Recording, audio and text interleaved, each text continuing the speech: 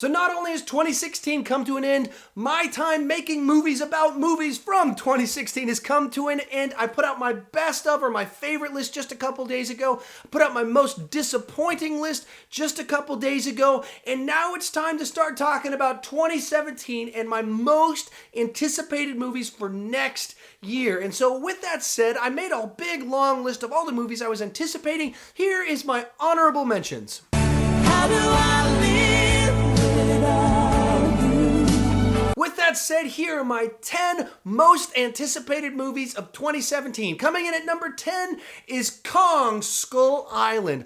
So I'm not, like, by my nature, I didn't grow up on Godzilla and King Kong movies, so I don't have, like, childhood nostalgia and attachment to them. But then again, I really like that King Kong movie from 10 years ago. I like the Godzilla movie from Gareth Edwards from a few years ago. And the second trailer for this, or the first full trailer for this movie, I thought was a lot of fun and looked like just a good time at the movies. Now, if it gets pretentious and tries to be, really highly dramatic, kind of like the King Kong from 10 years ago, I don't think it'll work for me. But if it just goes for pure, raw, schlocky fun, which that's the vibe I got. We got King Kong early on. He's punching helicopters. You got John C. Reilly cracking jokes. You got creatures running around. If we're just getting schlocky, like they're just going for people want to see King Kong punch stuff. They want to see explosions. They want to see jokes. They want to have fun. That's what I want this movie to be, I think. I'm not really sure because the trailers have had the John Goodman aspects seem like really serious, maybe pretentious, and then the John C. Reilly seems so schlocky and hokey. I don't know what to expect, but there's potential here for a movie I'm really gonna like. Coming in at number 9 is Spider-Man Homecoming. Now, Spider-Man is not my favorite comic book character. I know a lot of people love Spider-Man. I have no beefs with Spider-Man. He hasn't hurt my feelings at all. I'm kind of Spider-Man'd out, I guess, because he doesn't naturally appeal to me the way like Superman and Batman do. And we've had quite a few Spider-Man stories, and a couple of them have been pretty bad and kind of soured him for me just a little bit. And so I'm not as excited about this as I want to be, but nonetheless, I'm sure this is going to be a really great movie. A lot of fun. The trailer for it had me excited. His role in Civil War had me excited. The take that they have on the character seems like the piece that's been missing from the previous films where they hired Tobey Maguire and Andrew Garfield, who were in their late 20s when they started playing Peter Parker, and so they had to have him graduate from high school as quickly as possible. This movie, it seems like we're actually getting teenage superhero Peter Parker, Spider-Man, with a mentor. I like all of that. So it's a new take. It feels like they've got a much better spin than they had with The Amazing Spider-Man, where that was just kind of like a slightly darker tone to it, but kind of the same sort of thing, whereas here this feels like a new, different version where you get to bring in Tony Stark. So I'm very excited about what they're going to do with this. There's a lot of potential here. Coming in at number 8 is Wonder Woman. Now for me, I'm not a big Wonder Woman fan just because she's a character that just doesn't naturally resonate with me. I'm not a big Greek mythology, those types of stories. They're not really my type of thing. So the idea of she's the Amazonian princess, that's just not naturally something that I gravitate towards. And then you add into that some of the past stuff of she's going around in an American flag swimsuit with a lasso and an invisible plane.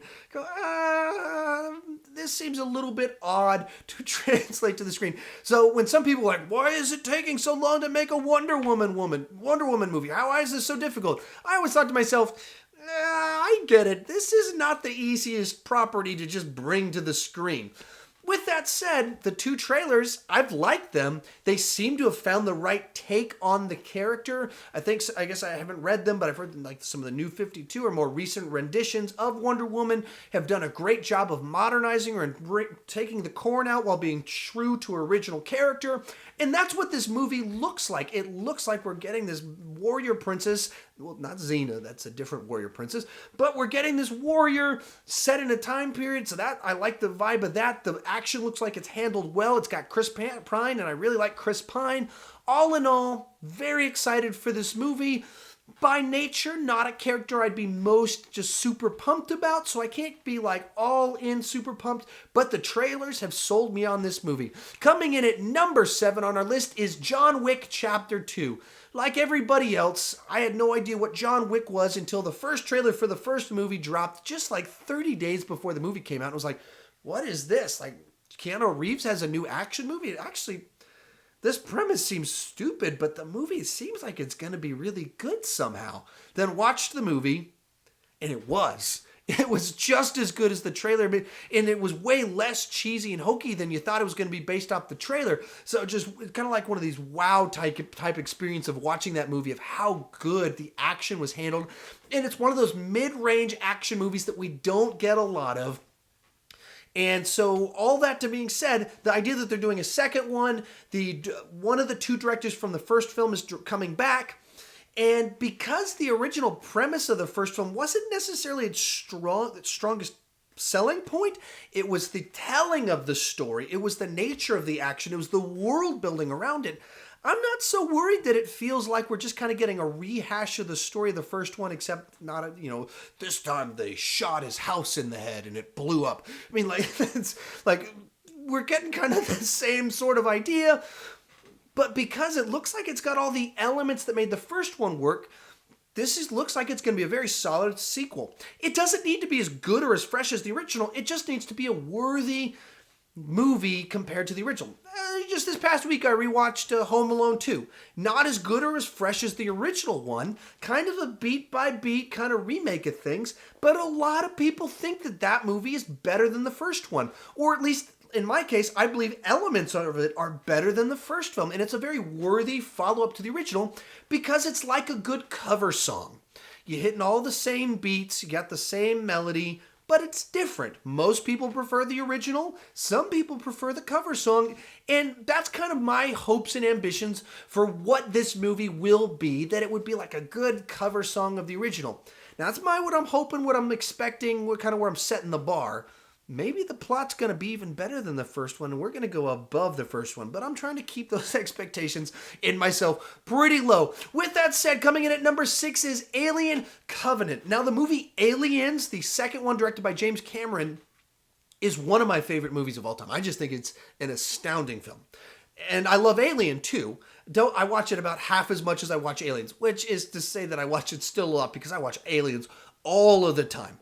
And so when they said they were going to kind of do Prometheus, and it was kind of in the same world, Ridley Scott's coming back, it's a prequel, but not really, I was excited, but it felt like they'd kind of muddled what they were trying to do. They didn't really know what story they were trying to tell, and then that's what the movie felt like for me. I didn't leave it like, that sucked. I just left it like, okay, if I want to watch a movie in this universe, I'm going to watch Alien, or I'm going to watch Aliens. Prometheus is just kind of a thing. Oh, that was fun to watch one time. It was pretty. It's like a painting on the wall. Pretty, but not something that was a movie that I really wanted to ever watch again. When they said they're making a sequel to it called Alien Covenant, where now Ridley Scott's coming off The Martian. He seems to have got some final creative juices, even though he's getting pretty old. I've got hope that we're going to get one more great movie in this series out of him. And I haven't even watched the trailer yet, so I don't even know I haven't watched anyone's reactions, videos on it, reviews of it. I don't know what people think about this trailer.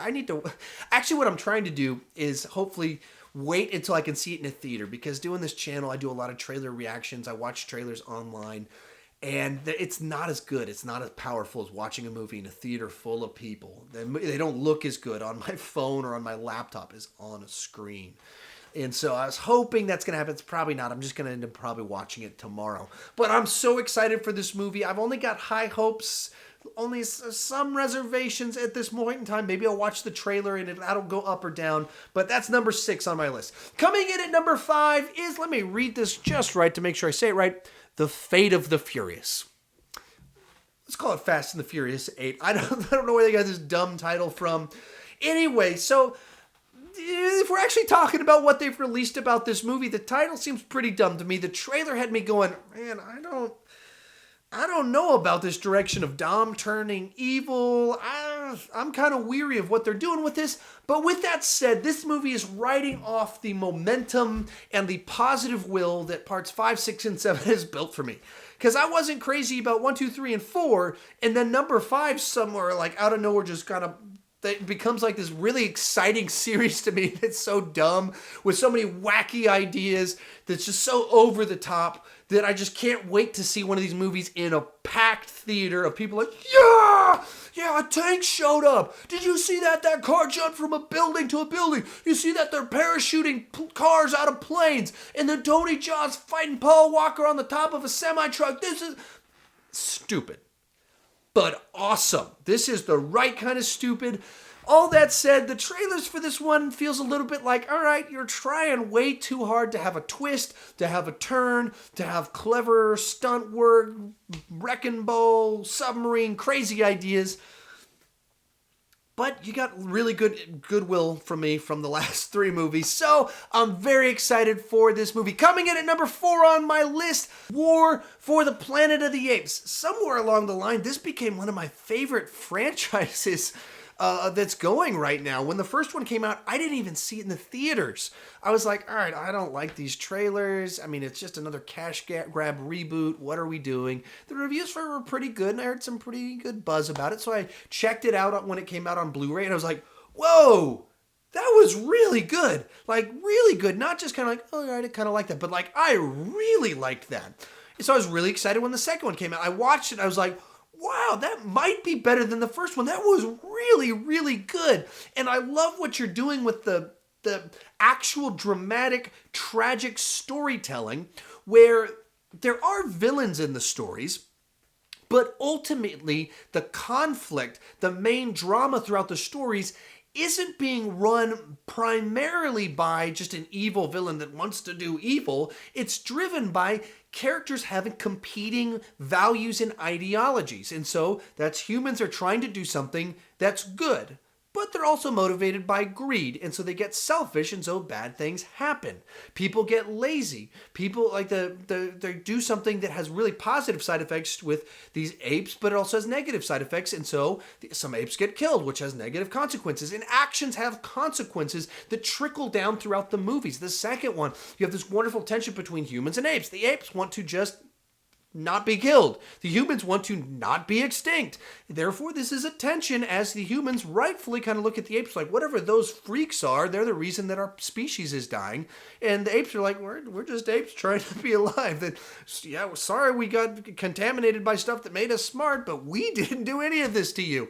And so you can see where there's a tension there. That's not even the tension of the movie, but so there's a lot of stuff that just makes for real quality, tragic drama, and that's what the trailer for this one set up.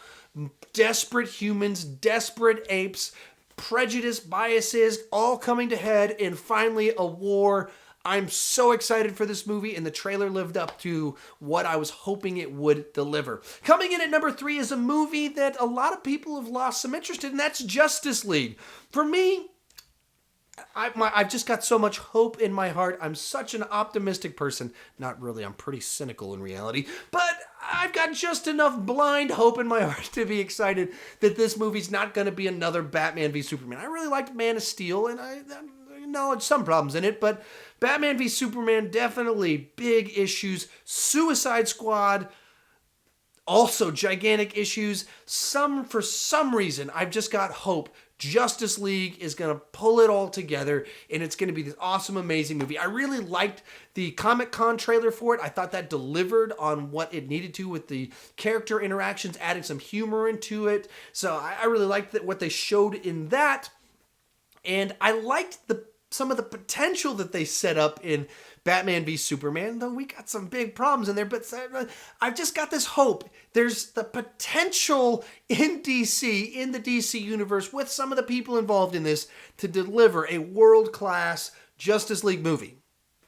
Their track record tells me I should not be so optimistic and hopeful, but I'm going to hold out hope until I get a trailer that convinces me not to. Coming in at number 2 on my list, this was a tough one. I highly debated making this number 1 on my list. I just couldn't do it in good conscience. I would be being pretty dishonest if I were to do so. So at number 2 on my list, wish it could be number 1, but that is Guardians of the Galaxy Volume 2. I loved the first Guardians of the Galaxy. It's my favorite of the Marvel Cinematic Universe. Loved the trailer they just dropped a few weeks ago for it.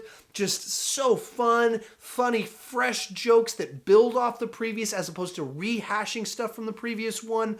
and just all around seems like they're heading in a really good direction. I mean, that trailer they dropped was phenomenal. The first movie was so fresh, fun, funny, one of my favorite movie-going experiences, so quotable, taking a property that shouldn't work and just making a movie that, I mean, I just don't know how you couldn't at least enjoy that movie. So that is my number 2 most anticipated movie of next year.